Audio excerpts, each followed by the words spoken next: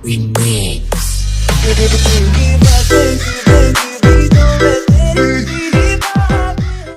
Assalamualaikum warahmatullahi wabarakatuh.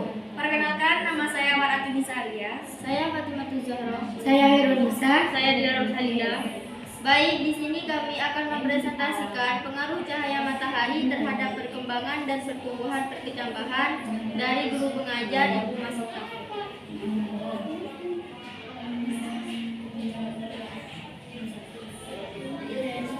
Perkecambahan adalah proses awal pertumbuhan suatu tumbuhan, terutama pada tumbuhan berbiji. Sebagai tumbuhan, maka dalam perkembangannya pasti akan memerlukan cahaya.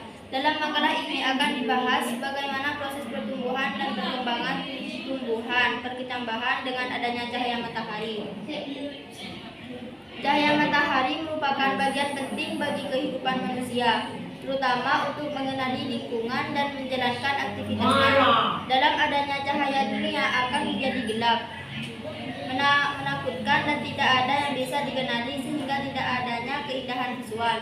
Dengan cahaya manusia dapat melihat lingkungan dan warna serta dapat beraktivitas dengan nyaman.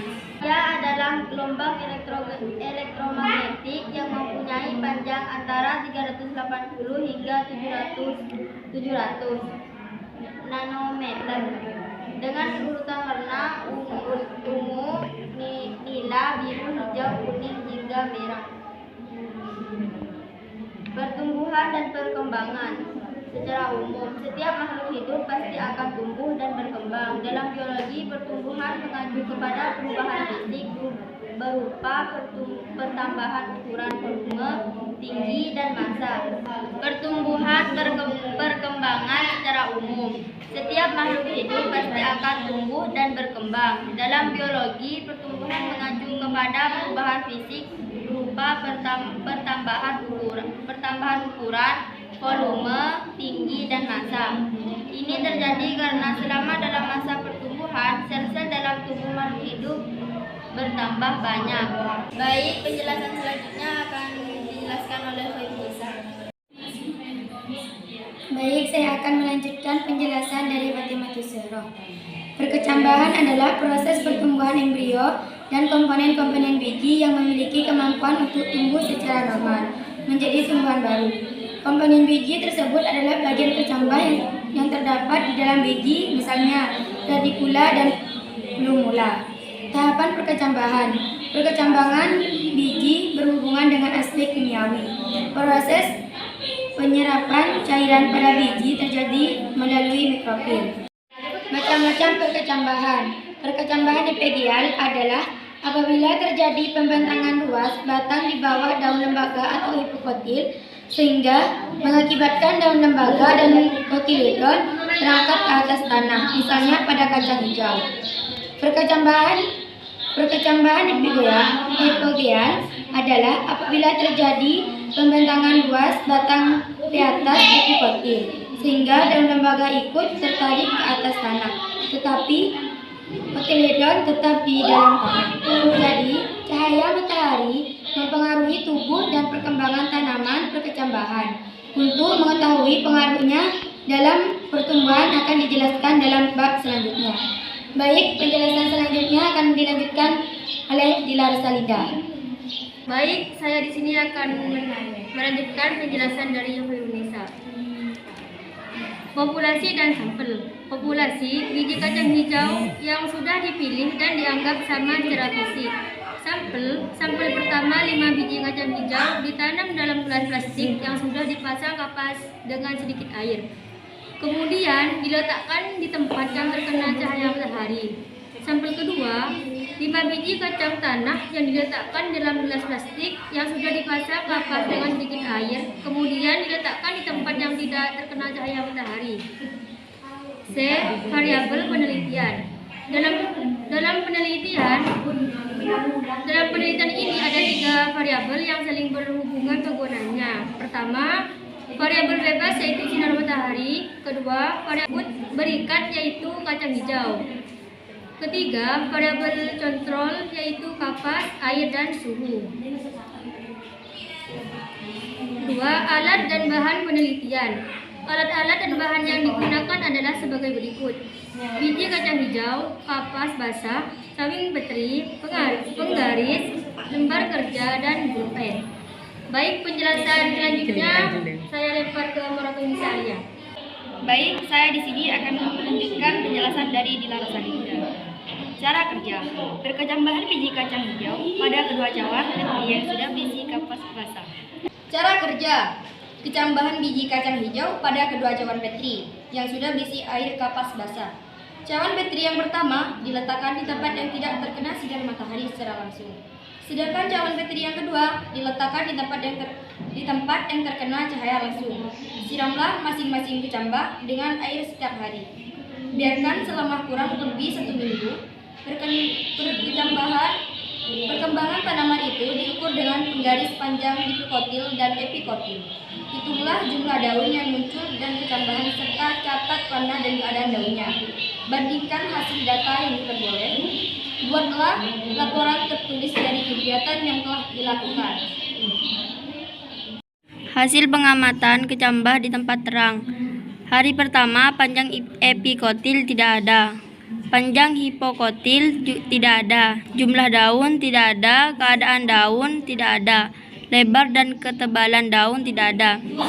Pada hari kedua, panjang epikotil 0,2, panjang hipokotil 0,5, jumlah daun tidak ada, keadaan daun tidak ada, lebar dan ketebalan daun tidak ada. Pada hari ketiga, panjang epikotil 0,7, panjang hipokotil 0,6, jumlah daun tidak ada, keadaan daun tidak ada, lebar dan ketebalan daun tidak ada.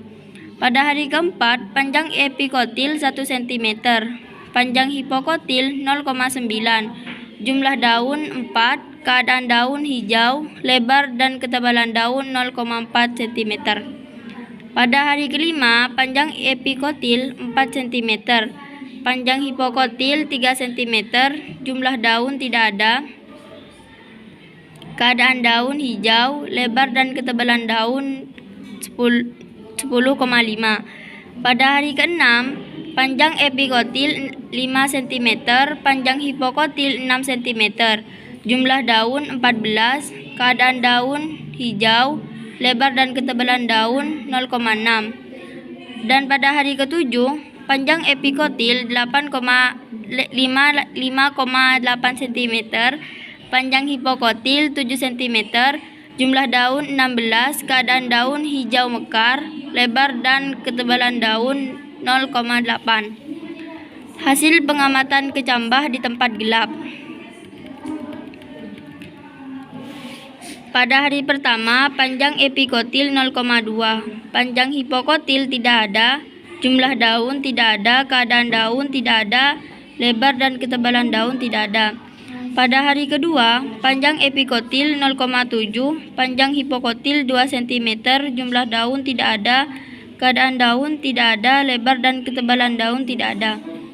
Pada hari ketiga, panjang epikotil 1 cm, panjang hipokotil 4,8 cm, jumlah daun tidak ada, keadaan daun tidak ada, lebar dan ketebalan daun tidak ada.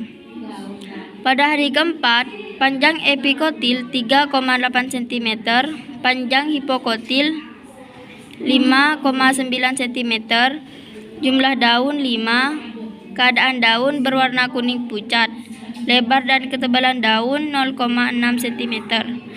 Pada hari kelima, panjang epikotil 4 cm, panjang hipokotil 8,7 cm, jumlah daun 6, keadaan daun berwarna hijau kuning, lebar dan ketebalan daun 0,7 cm.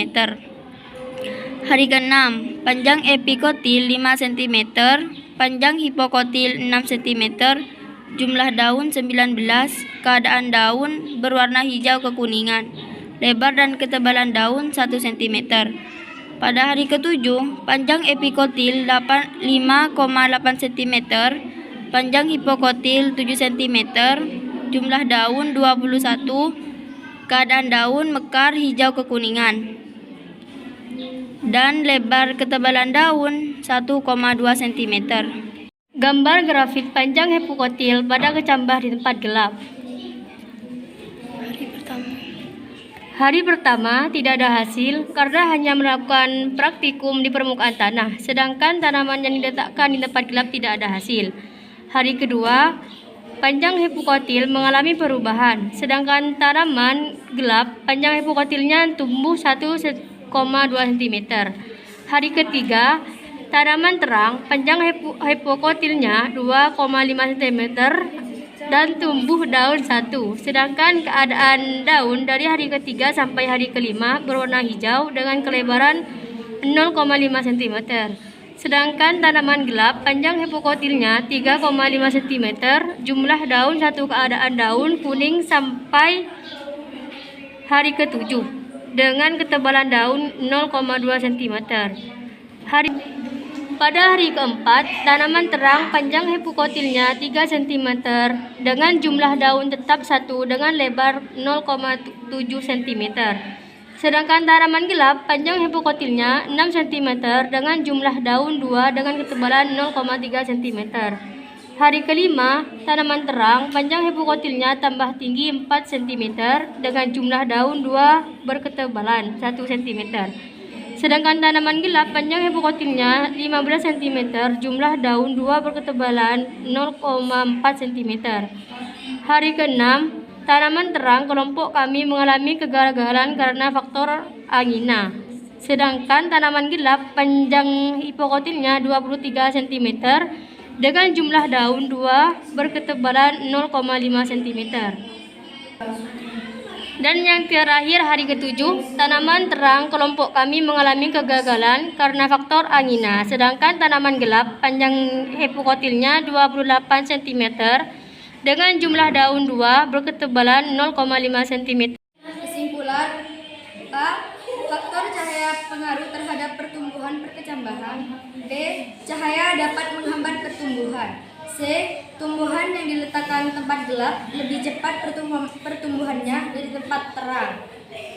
D.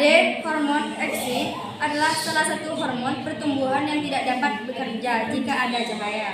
Cukup sekian presentasi dari kami, kurang lebihnya mohon maaf. Wassalamualaikum.